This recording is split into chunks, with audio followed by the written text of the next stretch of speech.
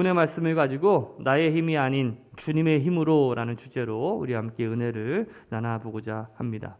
우리 오늘 지난 시간에 제가 예배 중에 막 감동을 해가지고 막 울컥했어요. 왜냐하면 지난주에 우리 이제 사촌 동생이 함께 예배를 드렸거든요. 그 저쪽에서 이제 우리 종현이 자리에 앉았었나? 근데 그 찬양을 갑자기 하는데 고개를 이렇게 숙이고 있는 거야. 그래서 저는 이제 남자이니까 뭐 보통 아유 그냥 찬양하기 싫고 막 졸려서 그런가 했더니 갑자기 이렇게 눈물을 이렇게 딱 닦는 거예요. 갑자기 제가 그 모습을 보면서 그 사촌 동생이 신학을 공부하다가 지금 딴 길을 가게 된 건데 뭔가 막 마음에 울컥함이 오고 뭔가 막 감동이 왔는데 끝나고 나서 점심 먹으면서 너 울었냐 그랬더니 안 울었대. 그래서 제가 착각을 했던 거야. 그래도 제가 생각해 보면은 인생은 자기 해석대로 살아가고 있구나라는 생각을 해보게 되는데 오늘 본문의 말씀에 보면 참 재미있는 장면이 나와요.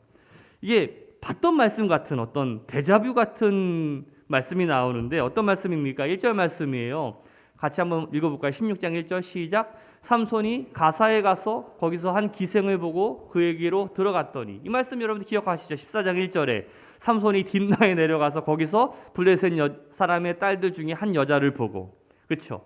장소만 틀렸지 가사랑 딥나 이것만 틀렸지 여자를 보고 들어간 건 똑같다라는 거죠. 여러분도 한번 생각을 해보세요. 우리가 지난 시간에 우리 에나골에 대한 이야기를 함께 나누면서 이 삼손의 어떤 이제 자신이 어떤 잘못된 만남을 통해 가지고 죽을 위기에 처하게 되지 않습니까? 그런데 이 하나님에게 어떤 은혜를 받아 가지고 가까스로 삶을 다시금 살아가게 되었는데 저 같으면은 그런 선택을 안 할 것 같은데 삼손은 똑같은 선택을 저지르고 맙니다. 가만히 보면 인간이 원래 그런 것 같아요. 인간의 본성이 원래 그런 것 같아. 어려움에 처해서 주님께서 건져주시면 새로운 삶을 살아야 되는데 그게 아니라 또 위험한 곳으로 더 구렁텅이로 또 들어가는 것이 우리 인간의 본성이 아닌가라는 생각이 들어요. 공부도 마찬가지인 것 같아요. 공부도. 여러분들도 어떤 해외여행을 갔다 오신 분들 갑자기 거기서 제일 필요한 공부가 뭐였어요? 영어 공부. 그렇죠? 그래가지고 내가 세상에 나갔더니 정말 세상이 넓고 크더라. 야, 영어 공부 진짜 해야지 하면서 막 갔다 와가지고 뭐 책을 막 사.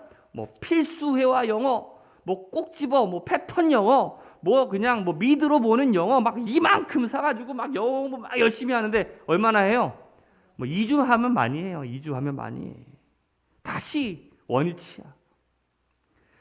갑자기 이제 강의를 듣다가 요즘에 막 인문학 열풍이 드니까 막 인문학 공부를 좀 해야 되겠다. 그래서 막 인문학 책 막 사놓고 막 인터넷 강의 듣고 막 유튜브 강의로 막 듣고 있다 보면 한참 보면 스타크래프트 보고 있고 롤 보고 있고 게임 보고 있고 뭐 드라마 보고 있고 영화 보고 있고 어느새 이렇게 되고 있지? 이게 바로 우리 인간의 본성이고 어떤 인간의 모습이 아닌가라는 생각이 들어요. 그 공신들, 공부 잘하는 사람들의 이야기를 보면 공부를 잘하는 방법은 이거래요. 책상에 오래 앉아있는 습관을 먼저 기르는 게 중요하다라는 거죠. 왜 그게 어려워요? 다시 그냥 책상에 앉아있기보다는 눕고 싶고 딴 거 하고 싶고 그래요. 그게 인간의 모습이라는 거 아니겠습니까? 위드 코로나가 시작이 되면서 이제 식당도 카페도 술집도 이제 자정 12시까지 할 수 있잖아요. 그래서 일주일간 아마 그 정부에서 음주 단속을 했던 것 같아요. 근데 무려 일주일간 2,884건이 적발이 됐어요. 그러니까 하루에 400건 이상씩이 적발됐다는 거예요. 그런데 그 가운데 절반 이상이 과거에 그 음주 단속에 걸린 경험이 있는 사람이라는 거죠. 이게 참 무서운 거예요. 이게 음주만의 문제가 아니라 이 범죄자도 마찬가지예요. 범죄자도 이 재범률이 이 사기는 70% 이상, 또 절도는 58% 이상, 어떤 살인과 강도 같은 어떤 강력 범죄는 60% 이상 이 재범률이 높다라는 거예요. 제가 지난 시간에 이 삼손이 나실인이었지만 하나님께 기도했다라는 이야기, 하나님을 불렀다라는 이야기가 없었다라고 제가 토로했던 적이 있는데, 그런데 이 에나꼬레의 자리에서 다시 말하면 자기가 죽을 위기에 처해 있었을 때 이 삼손이 어떻게 합니까? 그때 비로소 하나님을 부르짖어요. 우리 18절 말씀 한번 읽어볼까요? 시작. 삼손이 심히 목이 말라 여호와께 부르짖어 이르되 주께서 종의 소문을 통하여 이 큰 구원을 베푸셨사오니 이제 내가 목말라 죽어서 할례 받지 못한 자들의 손에 죽겠나이다. 그 순간에 자기가 죽을 위기에 처했을 때 비로소 하나님을 어떻게 해요? 찾고 하나님을 부르짖지 않습니까? 결국 이 하나님을 부르짖을 때 이 삼손에게 이 에낙고레의 은혜가 임하게 된 거 아니겠어요? 그러면 그 은혜를 입었다면 이제 죽었다가 다시금 이제 살아날 수 있는 그 위기에서 다시 극복해서 회복되었다면 적어도 우리가 생각하기로 삼손이 이제 앞으로 정신 차리고 잘 살겠구나, 변화된 삶으로 살겠구나, 그렇지 이제 네가 원래 나시린이었으니까 하나님의 사람답게 거룩하게 삶을 살아가겠구나라고 여기지 않을까요?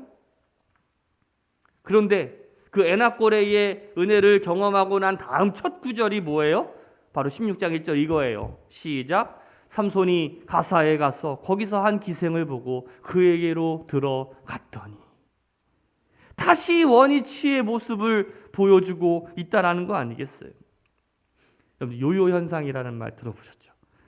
요요 현상을 경험해 보신 분도 있으십니까? 보통 이제 그 다이어트 할 때 많이 쓰는 단어인데 이게 저도 그래요. 보니까 전에 제가 젊었을 때만 하더라도 살이 찌면 쉽게 잘 뺐어요. 맘만 먹으면 뺐어요. 우리 청년 가운데 그 김모 씨의 아들 모성민 군 있잖아요. 그치? 맨날 뭐 저한테 막 갑자기 어느 순간에는 막 이렇게 하고 왔다가 또 어떨 때는 막 홀쭉하게 하고 왔다가 막 그래요. 그러다가 어느 순간부터는 이제 홀쭉해지지는 않아. 이게 젊을 때나 가능한 거지 이게 나이가 이제 점점 들어가면 이게 쉬운 일이 아니거든요. 저희 아내가 여러분들 45kg였어요. 믿어지지 않으시죠? 그때 그 호산나 모 원장님께서는 그 장원 복숭아 미인대회까지 내보내려고 그러셨어. 홀쭉하고 그냥 피쩍 말라가지고 막 그랬었는데 지금은요 너무 맛있대. 먹는 게 너무 맛있대. 그래서 뭐 안 가리고 다 먹어요. 뭐 그렇게 맛있나 봐. 뭐 이제 항상 하는 얘기가 있어. 나는 맘만 먹으면 뺄 수 있어. 다 먹어도 돼. 하지만 그게 쉽지 않더라. 쉽지 않더라. 근데 여러분들 이 요요 현상은요 육적인 부분만 있는 것이 아니라 영적인 부분도 있어요. 우리가 기도를 통해서 또 찬양을 통해서 말씀을 보고 또 하나님의 어떤 은혜와 섭리를 경험하면서 내가 하나님을 만나서 또 체험하고 해서 내 삶이 변화된 삶을 살아가다가도 어떻게 해요? 다시 원위치로 돌아가고 다시 범죄하고 다시 죄짓고 다시 우리가 예수 믿기 전의 모습으로 돌아가려고 하는 그 본성이 우리 가운데 있다라는 거죠. 어떻게 보면 이 코로나가 아마 그것들을 더 이렇게 더 우리가 옛 모습, 예수 믿지 못하게 하는 모습으로 돌아가게끔 더 하는 동력이 되는지도 모르겠어요. 어떻게 보면 우리가 은혜 받는 것보다 그것을 유지하는 것이 더 어렵다. 이 삼손도 이 에낙고레의 은혜를 경험했지만 바로 그 여인의 유혹에 빠지는 모습을 보이지 않습니까? 우리 가운데서 어떤 분은 뭐 변화산 부흥회를 통해 가지고 막 은혜 받았다, 막 인생의 부흥이었습니다, 막 고백하고 막 눈물 흘리면서 막 그랬던 분들도 있잖아요. 그런데 그런 고백을 하다가도 다시 요요 현상처럼 어떻게 됩니까? 다시 원래의 모습으로 돌아가는 것이 우리들의 모습이라는 거예요. 저는 오늘 우리 새로운함께 성도들이 삼손의 모습을 통해서 우리 자신의 모습을 좀 보는 시간들이 되었으면 좋겠습니다. 그리고 다시 주님께 돌아서서 주님께 쓰임받는 우리 거룩한 종들이 되시기를 주님의 이름으로 축복합니다. 우리가 다시 제자리, 다시 원위치가 아닌 주님을 향해서 우리가 나아가야 될 줄로 믿어요. 우리 4절 이하에 보면 유명한 여인이 하나 등장하게 됩니다. 우리 16장 4절에 어떤 여인입니까? 들릴라라고 하는 여인. 옛날에는 데릴라라고도 했더라고요. 그러니까 그 영화의 소재로 굉장히 많이 쓰인 이 사람이 바로 이 들릴라인데 제가 아는 것만 하더라도 영화로 4편이에요. 주인공 여자 4명이 삼손과 들릴라, 그리고 기독교 다큐로 2개가 있고 오페라로도 있어요. 성경적인 어떤 모티브를 가지고서 이렇게 다양한 영화와 어떤 미디어에 만들어진다는 것은 이 삼손이라는 것이 그만큼 재미있는 어떤 의미 있는 요소라는 거 아니겠습니까? 그래서 제가 첫 시간에 가방 만드는 회사 소개했죠. 샘소나이트, 그렇죠? 이게 삼손처럼 이게 어떤 튼튼하고 강해라라는 의미의 가방을 만들었다고 하는데 그런 것도 괜찮지 않을까? 보니까 삼손을 이긴 게 누구예요? 들릴라잖아요. 들릴라. 그래서 그 샘소나이트를 이기려면 들릴라 가방, 뭐 들릴라 패션, 막 그렇죠? 뭐 근데 이 악녀의 이미지가 강해서 이게 잘 안 살려나? 근데 요즘엔 또 뭐 악마는 뭐 뭘 입는다 뭐 이러잖아요, 그렇죠? 오히려 잘 될 것 같기도 한데 한번 여러분 생각해 보세요. 사업을 구상하시는 분들 들릴라 가방, 뭐 삼손을 이겼다 막 이렇게 괜찮지 않나요? 안 팔리려나? 뭐 아무튼 자, 여러분들이 성경에 나와 있는 이 들릴라라고 하는 여인이 굉장히 유명한 여인인데 전 세계에 4대 미인이 있다라고 하잖아요. 하나는 방금 언급한 들릴라고, 중국의 양귀비, 그리고 이집트의 클레오파트라, 그리고 대한민국의 김수진. 뭐 농담인데요. 제가 그런 생각을 한번 해봤어요. 이 삼손이 머리만 길지 참 머리는 굉장히 나빴다라는 생각이 들었어요. 근데 제가 그런 생각도 해봤어요. 삼손이 막 여러 가지 수수께끼도 내고 할 정도면 그렇게까지 머리가 나빴을까?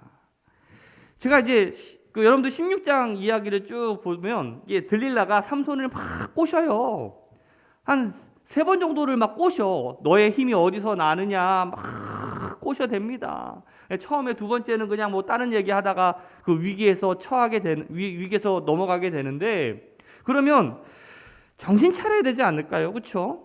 여러분들이 삼손이라면 어떤 여자애가 와가지고 자꾸 내 비밀을 알려고 하고 막 이런 거죠. 막 너의 통장 비밀번호가 뭐야? 뭐 너 자산이 얼마 있어? 뭐 아무리 아내가 막 와가지고 막 흰머리 뽑아주면서 막 하더라도 얘기해주지 않을 거 아니겠어요? 그리고 한두 번 속으면 어떻게 하겠어요? 정신 차리고 속지 않도록 좀 경계하고 그래야 될 텐데 이 삼손은 속으면서도 몰랐다는. 제가 그런 생각을 해봤어요. 좀 과연 몰랐을까? 정말 몰랐을까? 제가 그런 생각도 해봤어요. 삼손 입장에서 삼손이 정말 들릴라를 사랑했구나. 원래 사랑하면 아무것도 모른다면서요. 이게 심지어 그런 것도 있어요. 입냄새가 심한 남자가 있었대요. 입냄새가 엄청 심한 남자인데 그 여자가 그 어떤 남자 입냄새 많이 나는 남자랑 사랑에 빠졌는데 뭐 사랑하면 뭐예요? 뭐 뽀뽀도 하고 그러잖아요. 그런데 옆에 주변에 있는 사람들은 그 사람과 대화하기도 힘들 정도로 입냄새가 나는데 어떻게 그 여자는 그 남자랑 막 키스를 한다는 거예요. 제가 그런 생각을 해봤죠. 역시 사랑의 힘이란 모든 것들을 이겨낼 수 있구나. 근데 결혼하고 나서 얼마 되지 않아서 이혼했대요.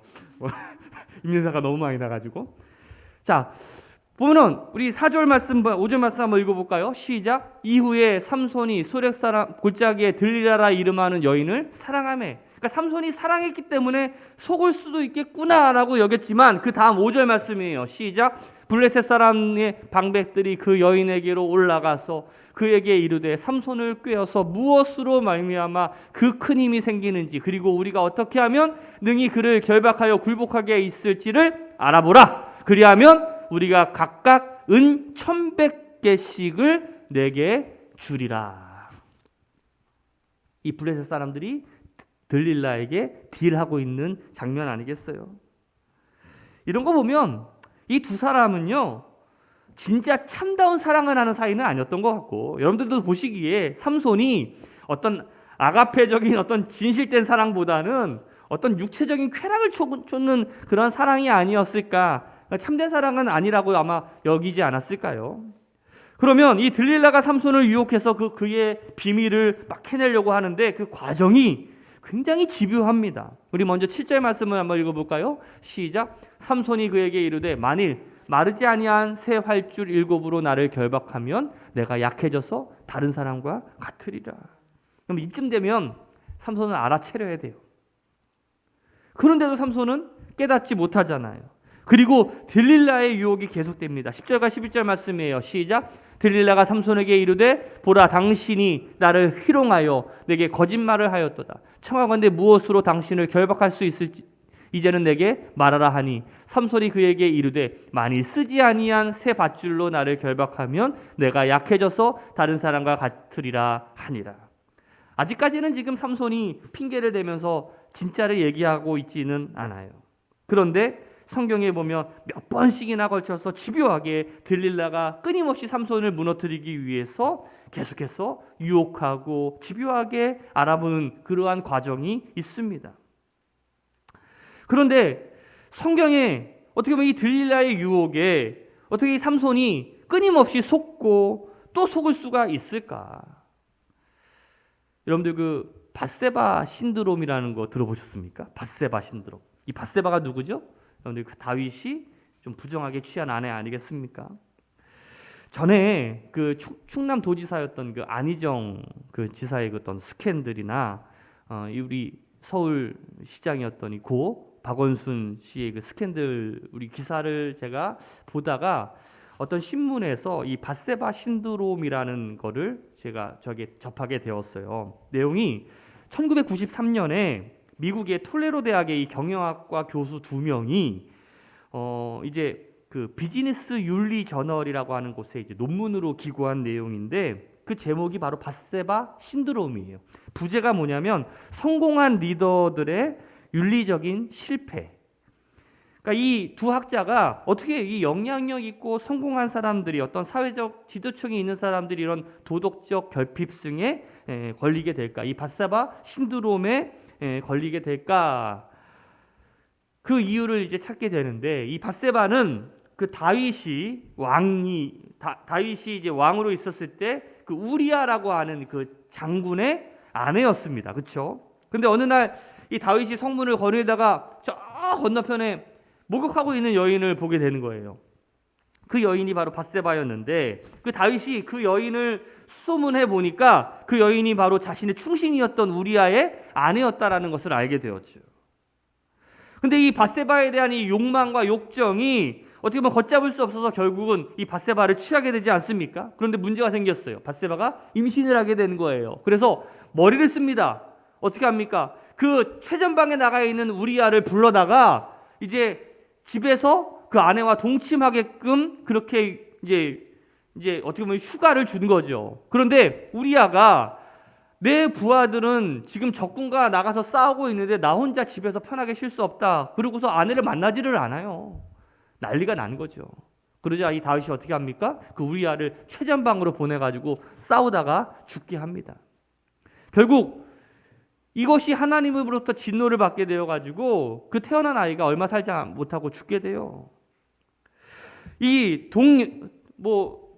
동서양을 막론하고 어떤 많은 지도자들이나 또 사회 지도자층들이 어떤 여러 종류의 어떤 성추문을 우리가 접하게 될 때가 많이 있는데 그래서 남은 삶을 망치는 인생을 가리켜서 우리가 밧세바 신드롬이라고 불러요. 우리나라도 예외는 아니죠.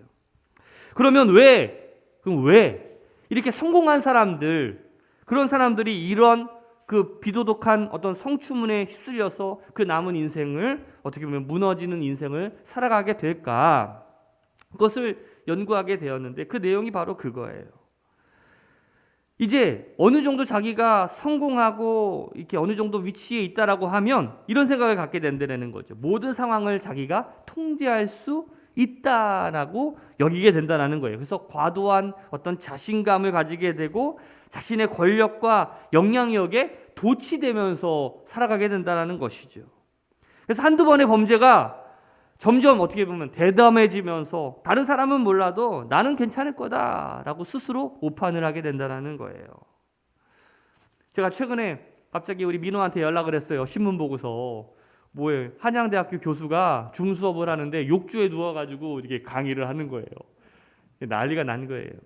제가 가만히 생각을 해보니까 대학 교수는 어느 정도 자신이 그래도 된다라고 아마 여겼을지 몰라요. 그렇죠? 내가 가르치는 제자들이고 그러니까 쉽게 굉장히 편하게 생각했을지도 몰라요. 그게 바로 이 밧세바 신드롬에 빠져 있는 그 교만한 어떤 자신의 어떤 우월감에 빠져 있는 모습이 아닐까. 다윗도요. 어떻게 보면 이스라엘의 영웅 중에 영웅 아니겠습니까? 다윗이 근데 여러분들 언제 밧세바 사건을 저지르게 됩니까? 자신의 인생의 최전성기 때 그것을 범하게 되는 거예요. 소위 성공했다는 사람들, 이 정점에 올라가서 막강한 영향력을 발휘하는 리더가 되면 인간은 어떤 성취에 대한 어떤 그 도취에 빠지게 된다라는 것이죠.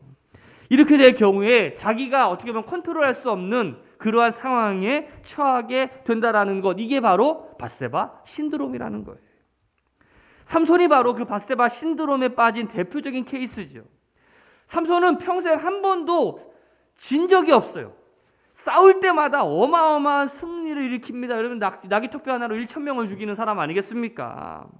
그러니까 자기가 살면서 자기가 의도한 대로 한 번도 어긋난 적이 없었던 사람이었어요.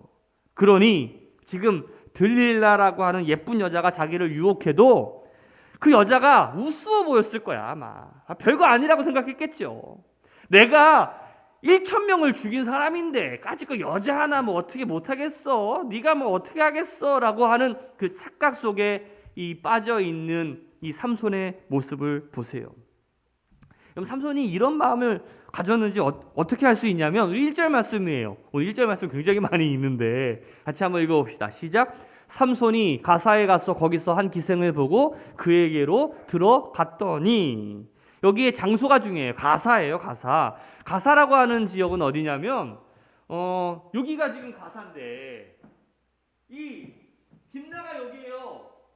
자, 여기가 지금 가운데가 블레셋 경계인데 여기가 이스라엘이고 여기가 블레셋이라고 하는 나라인데 지금 딥나에서 완전히 그 블레셋을 가로질러 가지고 그 가사는 블레셋의 수도거든요. 거기까지 내려간 거야.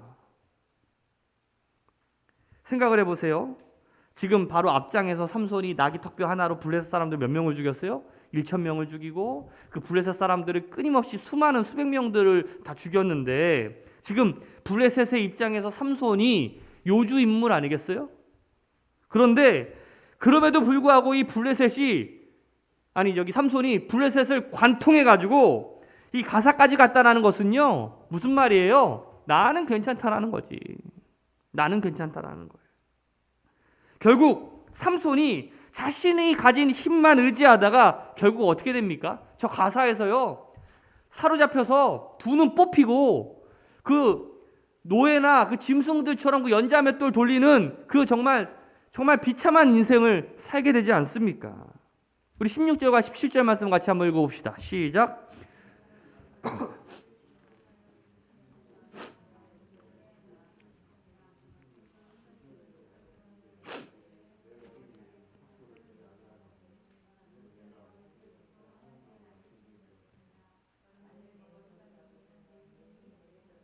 나는 약해져서 다른 사람과 같으리라 하니라. 그 집요한 그 들릴라의 유혹에 결국 삼손은요, 나의 진짜 힘의 근원을 이야기합니다. 한번 따라합시다. 여자가 작심하고 덤비면 이겨낼 장사가 없다. 우리 남자 청년들 꼭 들어야 되는 말씀. 제가 군대에서 배운 말이 하나가 있어요. 뭐냐면 별은 안방에서 만들어진다. 와, 우리 군대 갔다 오신 분들 끄덕끄덕 거리시죠, 그렇죠? 별은 별따기가 얼마나 힘듭니까, 그렇죠? 별따기가 하나의 별따기예요, 그렇죠? 근데 그 별은 어디에서 만들어진다고요? 안방에서 만들어져. 안방에 누가 있어요? 그 사단장에 누가 있어요? 와이프가 있어요. 제가 군 생활할 때 제가 이제 파주에 있는 포병 부대에서 군 생활을 했는데 거기 연대장이에요. 연대장만 돼도 어마어마한 파워가 있는 분이야. 갑자기 저쪽 산을 중턱을 가리키더니 거기에다가 이런 얘기하는 거예요. 테니스장 하나 있으면 좋겠다 얘기하시는 거예요. 그때부터 우리는 모든 작업을 이제 그 산을 깎고서 저희가 이제 포병이라 타이어 쌓는데 기가 막힌 일가견이 있어요. 그 산 중턱에다가 이제 타이어를 쫙 싸가지고 흙을 덮어가지고 거기에 평평하게 한 다음에 테니스장 2코트를 멋지게 만들었어요. 기가 막히게 만들었죠. 거기에서 이제 보면은 연대장 사모님들 그 다음에 와가지고 막 테니스 병도 뽑았어. 그래서 테니스 잘 치는 사람 하나 거기다 놓고서 하는데 참 이게 무슨 군대인지 그런 생각도 드는데 거기에 딱 갔는데 제가 이제 말년 때 이제 테니스장 관리를 하는 저거였어요. 이제 도르래 같은 걸로 이제 평평하게 밀고 선도 긋고 제가 그 라인을 잘 거요. 굉장히 잘 거. 근데 거기에 제가 깜빡하고 약간 좀 이제 짱 박혀가지고 군대말로 이제 짱 박혀가지고 딱 있는데 제가 정말 엄청난 장면을 하나 목격한 거죠. 연대장님 사모님이 그 테니스장 가운데 딱 이러고 있고요. 그 밑에 대대장들 그 다음에 거의 뭐 이게 뭐야 중대장들 사모님들이 열중샷하고 딱 이렇게 있는 거예요. 제가 그거 보면서 야 이거 남편이 계급이 있는 건데 왜 아내까지 저러고 있을까?